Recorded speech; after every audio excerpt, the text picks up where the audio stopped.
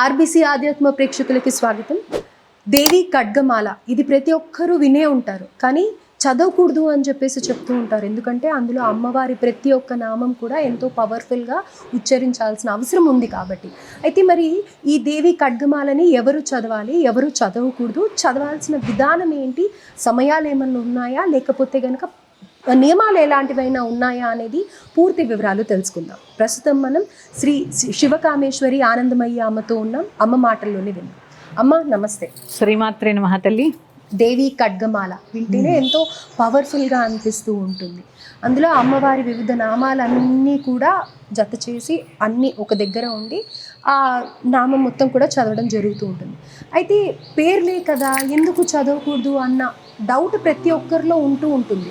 కానీ at the same time అంతే powerful, ఎలా అంటే అలా చదవకూడదు అనేది కూడా చెప్తూ ఉంటారు. ఎందుకని అలా చెప్తారు, అండ్ ప్రత్యేకంగా ఆడవాళ్ళు, మగవాళ్ళు, లేకపోతే వీళ్ళే చదవాలి అన్న నియమాలు ఏమన్నా ఉన్నాయంటారు? తప్పకుండా తెలియజేస్తాను. చాలా మంచి ప్రశ్న అడిగారమ్మా. చాలా తెలుసుకోవాల్సిన అవసరం కూడా ఉంది.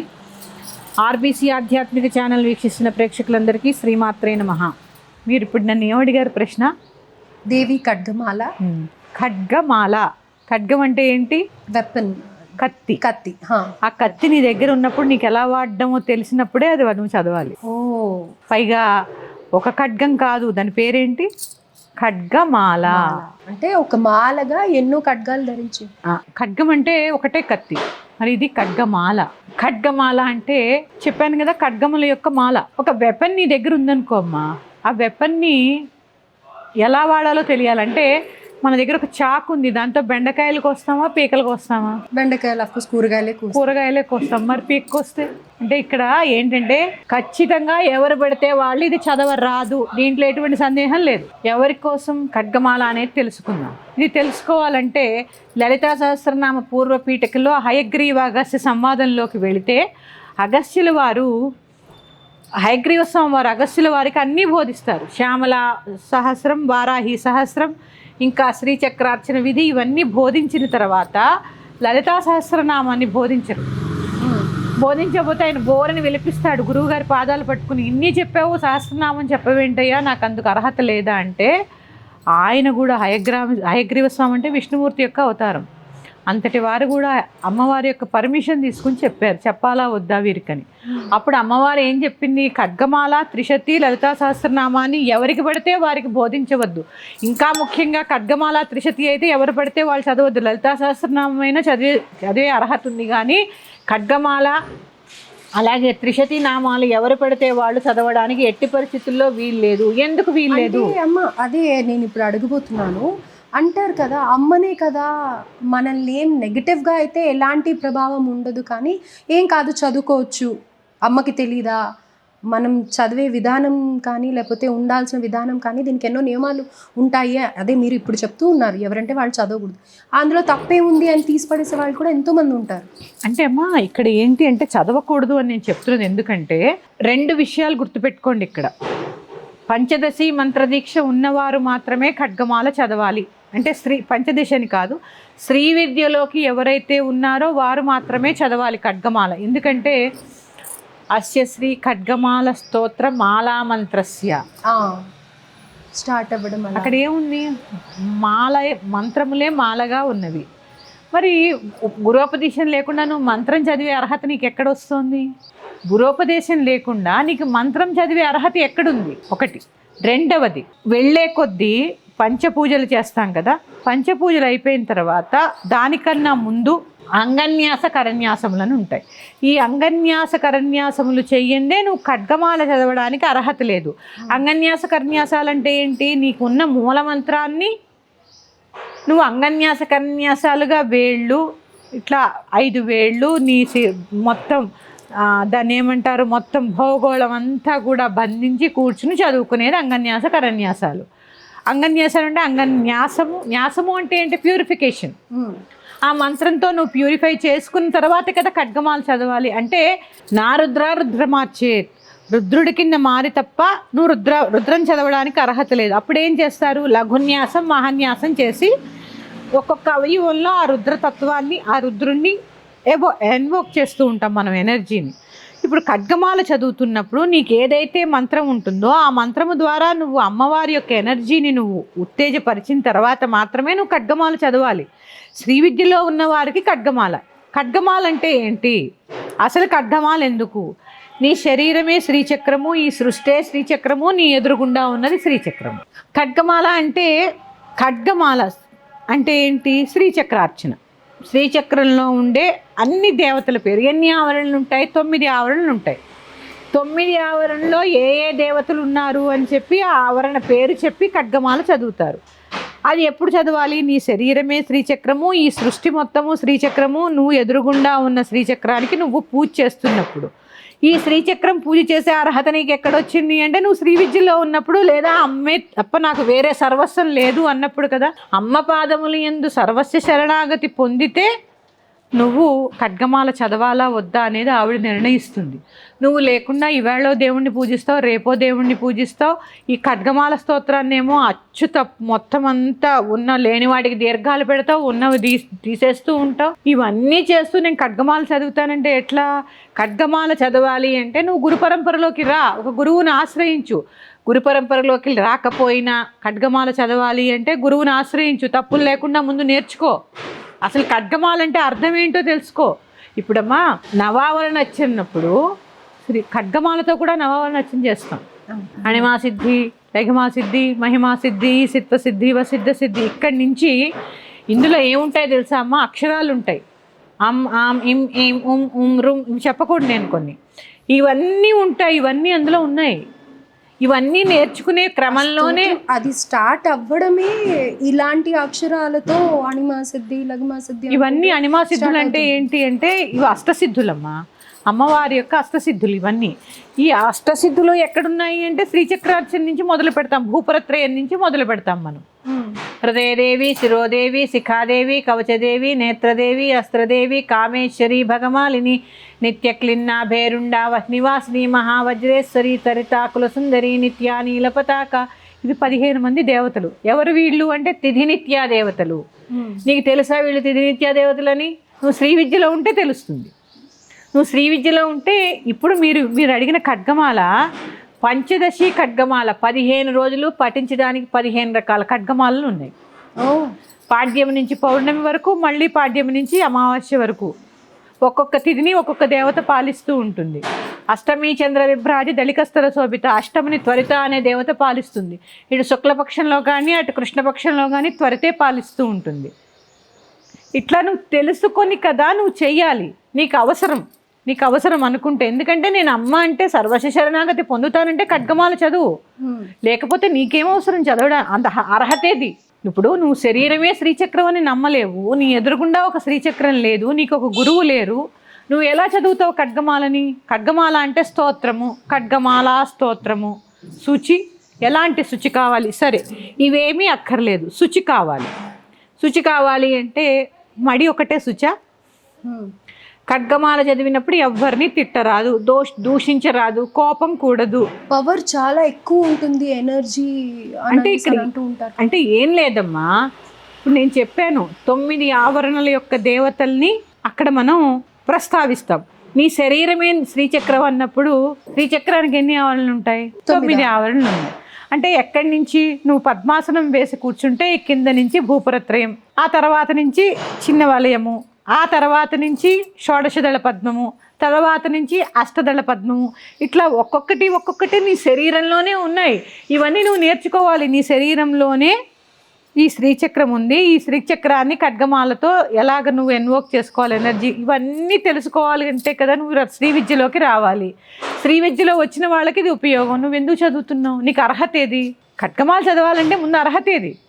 నువ్వు శ్రీచక్రం గురించే నువ్వు పూర్తిగా తెలుసుకోలేనప్పుడు ఖడ్గమాల చదవడానికి మనకు అర్హత ఏది? అంటే శ్రీ విద్య అనేది బిగినర్స్ గైడ్ లాగా పనిచేస్తుంది అని అంటారా? ఎందుకంటే శ్రీ విద్య కూడా అదొక పెద్ద ప్రాసెస్ అనేసి వింటూ ఉంటాం. దీని గురించి నేను ప్రత్యేకంగా మాట్లాడతాను. కానీ శ్రీ విద్య అనేది ఫస్ట్ ఉండాలి, మీరు నేర్చుకోవాలి అని అనేసి అని అంటూ ఉన్నారు కదా, అదేంటి అని అంటే? శ్రీ విద్య అంటే అమ్మవారి యొక్క విద్య. ఈ అమ్మవారి యొక్క అమ్మని చేరుకోవడం అమ్మ అల్టిమేట్గా. ఇప్పుడు పంచాయతనం విన్నారా మీరు? ఇప్పుడు పంచాయతనాన్ని మనకి శంకర భగవత్పాదులు సూచించారు. ఏంటది? ఆదిత్య, అంబిక, విష్ణు, గణనాథ, మహేశ్వర అనేటటువంటి 5 దేవతలు. అంబిక అంటే శాక్తేయం, ఆదిత్యుడు సూర్యుడి గురించి, విష్ణు వైష్ణవం, తర్వాత ఆదిత్య, అంబిక, విష్ణు, గణనాథ, మహేశ్వర గాణాపత్యం, తర్వాత మహేశ్వరుడు శైవం. ఇది ఇందులో ఉన్నప్పుడు నీ దేవతను నువ్వు ఎలా ఆరాధించాలో అలా తెలుసుకోవాలి. ఇప్పుడు సందర్భం వచ్చిందని చెప్తున్నాను. ఇంట్లో కూడా ఇంతమంది దేవతలే ఉండాలి ఫోటోల్లో. నువ్వు ఎన్ని ఫోటోలు పెట్టుకుంటున్నావు? నీకు ఇష్టమైన దేవత మధ్యలో ఉండాలి, మిగిలిన వాళ్ళు చుట్టూ ఉండాలి. అంటే నువ్వు ఖడ్గమాల చదవడానికి అర్హత కావాలి కదా. అశౌచం కూడదు, చాలా మడిగా ఉండాలి, సాత్వికమైన ఆహారాన్ని భుజించాలి. ఏదైనా కామ్యార్థులమై నువ్వు చెయ్యాలి అనుకుంటే గురువు దగ్గర నేర్చుకుని పర్మిషన్ తీసుకుని కొన్ని రోజుల పాటు దాన్ని పారాయణ చేయాలి, బ్రహ్మచర్యం పాటించాలి, సాత్వికమైన ఆహారాన్ని భుజించాలి. మరి ఖడ్గమాల చదువుతున్నాం, మాకు చాలా బాగుందండి. బాగుంటుంది, ఎందుకు బాగుంటుందమ్మా. కానీ బాగోలేని సందర్భం వచ్చినప్పుడు ఏం చేస్తారు? దాన్ని అందుకే పూర్వపీఠిగా కనుక మనం భాష్యం చదవగలిగితే అసలు ఎవరెవరు చదవచ్చు ఈ లలితా సహస్రనామం కానీ, త్రిశతి కానీ, ఖడ్గమాల కానీ, ఇవన్నీ ఎవరు చదవచ్చు? ఇప్పుడు నేను చెప్పాను, ఇప్పుడు అగస్త్య హయగ్రీవ సంవాదంలో లలితా సహస్రనామం వచ్చింది, లేదా ఖడ్గమాల వచ్చింది, లేదా త్రిశతి వచ్చింది. వచ్చినప్పుడు హయగ్రీవ స్వామి వారు కానీ, అగస్త్య స్వామి వారు కానీ మరి ఎవరి భక్తులు? అమ్మవారి భక్తులు కాబట్టే కదా వాళ్ళు తెలుసుకున్నారు. ఇప్పుడు మీకు అర్థమైందా? అగస్త్యుడు అమ్మవారి యొక్క అంత భక్తుడు కాబట్టి అమ్మవారి యొక్క ప్రత్యేకమైన భక్తుల్లో ఎవరు తెలుసా? అగస్త్యుడు, లోపాముద్ర, మన్మధుడు, ఇలా ఒక 5-6 ఉన్నారు. వీళ్ళందరూ శ్రేష్టమైనటువంటి భక్తులు. మరి అగస్త్యుల వారికి ఎక్కడి నుంచి వచ్చింది శ్రీ విద్య అంటే? దక్షిణామూర్తి నుంచి హయగ్రీవ స్వామి వారికి దగ్గరికి వచ్చింది. దక్షిణామూర్తి అంటే ఎవరు? శివుడు. హయగ్రీవ స్వామి అంటే ఎవరు? విష్ణు యొక్క రూపం. అంటే శివకేశవులు ఇద్దరు కూడా అమ్మవారి యొక్క భక్తులా కాదా?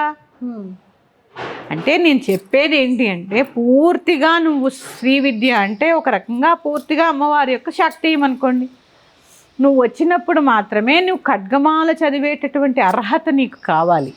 అది అవసరం నీకు. నువ్వు శ్రీ విద్యలో ఉన్నావు కాబట్టి నీకు ఖడ్గమాల అవసరం. ఎందుకంటే నువ్వు రోజు శ్రీచక్రార్చన చేస్తావు కాబట్టి. సరే, శ్రీచక్రం కూడా ప్రతి ఇంట్లో ఇవాళ రేపు ఉండటం కానీ, కుంకుమార్చన జరగటం కానీ చేస్తూ ఉన్నారు. అంటే దీంట్లో రకరకాలు ఉంటాయమ్మా. అది మనం ఎవరు గృహస్థి ఏది పెట్టుకోవచ్చు అనేది తెలుసుకునే ప్రయత్నం చేద్దాం. ఇక్కడ సరే, ఖడ్గమాల చదువుతున్నారు, అన్నీ సిద్ధిస్తున్నాయి. నేను చెప్పాను ఖడ్గం అంటే కత్తి అని. ఈ కత్తి మీకు దొరికినప్పుడు అది దాచే వర కూడా దొరకాలి. ఆ వరే గురువు, అదే శ్రీ విద్య. ఓకే. ఇప్పుడు కత్తి ఎక్కడ దాస్తారు? వరలో దాస్తారు. ఇక్కడ ఏదో ఒకలాంటిది ఉండి వరలో దాస్తూ ఉంటారు. మరి దానికి ప్రొటెక్షన్ కావాలి కదా. కత్తి కింద పడకుండా కాపాడుకోవాలి. కింద పడితే ఏమవుతుంది? ఏ కాలు మీద పడితే కోసుకుంటుంది.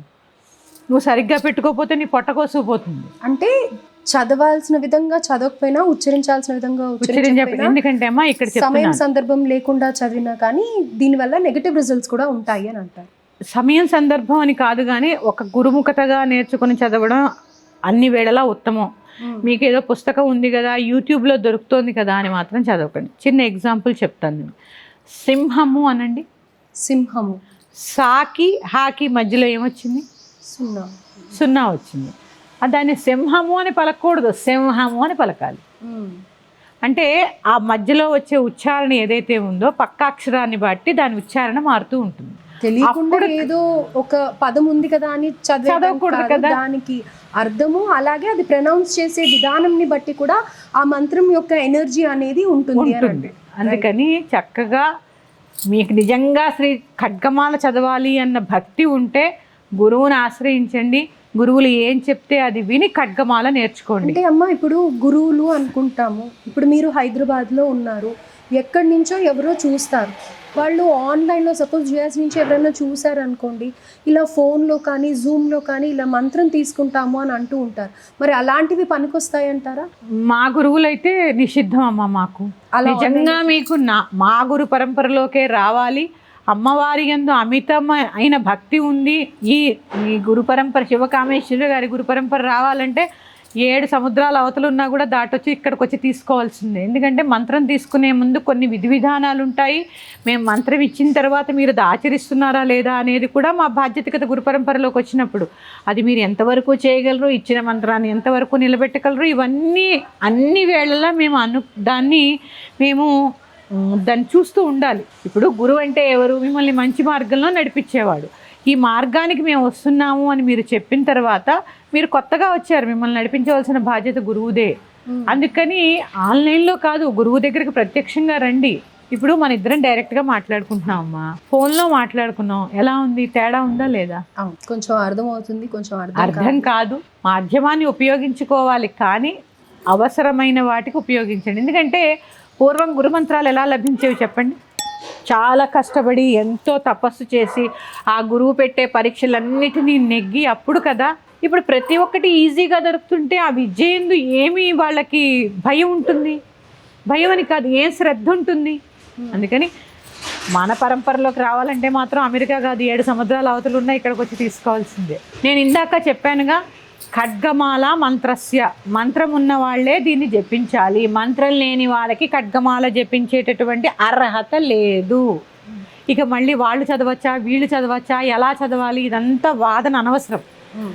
మంత్రదీక్ష ఉన్నవారు మాత్రమే, శ్రీ విద్యలో ఉన్నవారు మాత్రమే ఖడ్గమాల జపించాలి. అందులో ఎటువంటి సందేహం లేదు, చదవని అవసరం కూడా లేదు.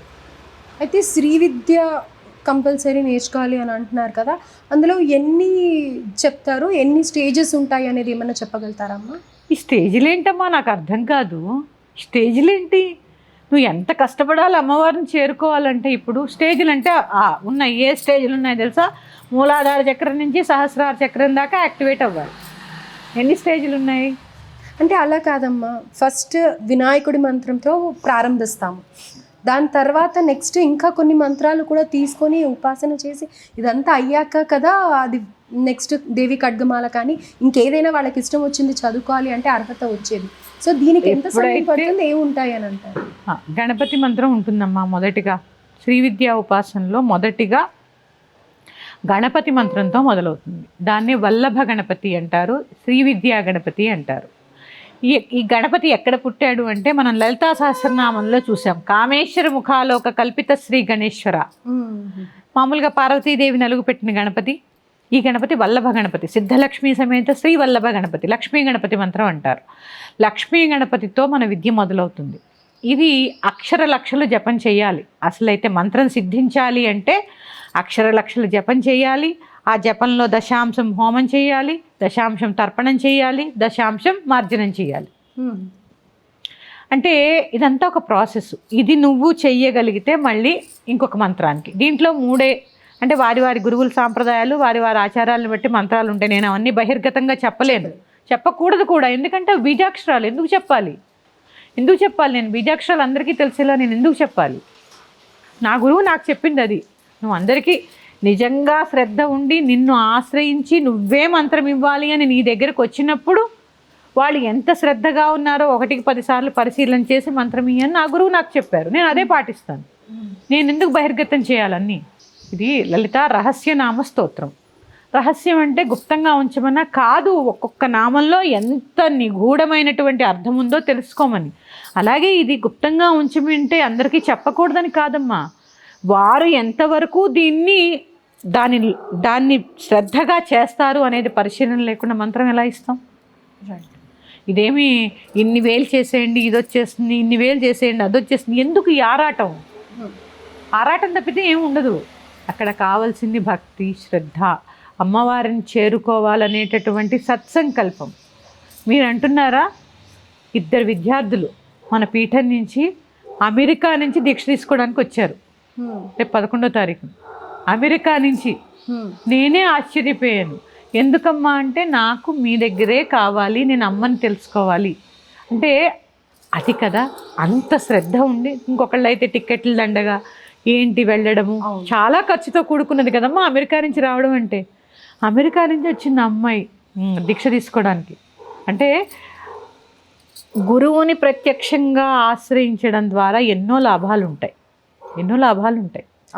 అందుకని గురువుని ఆశ్రయించండి. మళ్ళీ చెప్తున్నాను, ఖడ్గమాల మంత్రస్య, మంత్రము లేనిదే ఖడ్గమాల కానీ త్రిశతి కానీ చదవడానికి అర్హులము కాదు కాదు కాదు కాదు.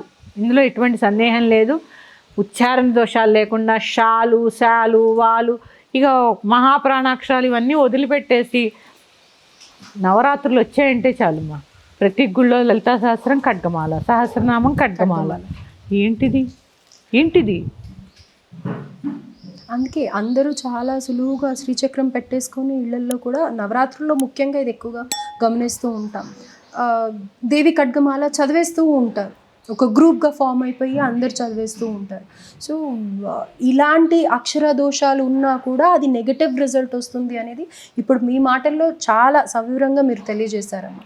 సో దేవి ఖడ్గమాల అనేది ఎలా ఇక్కడ నెగటివ్ ఎనర్జీ అనకూడదమ్మా. మనం తప్పులు చదివితే ఏది రావాలో అదే వస్తుంది, అన్నీ తెలుసుకుని చేస్తే ఎంత రావాలో అంత వస్తుంది. నెగిటివ్ ఏమవ్వదు, ఎందుకంటే అమ్మ కృపతో ఏది నెగిటివ్ అనేది ఉండదు, కానీ ఫలితం కూడా ఉండదు. తెలుసుకుని చేస్తే ఎంత రావాలో అంత ఖచ్చితంగా వస్తుంది. సో అవగాహన ఉండి ఒక నామాన్ని కానీ మంత్రాన్ని కానీ పఠించడం మంచిది. మంచిది. అలాగే చాలా చక్కగా వివరించారు. మరి యొక్క అంశంతో మీ ముందుకు వస్తాను. శ్రీమాత్రే నమః. స్వస్తి.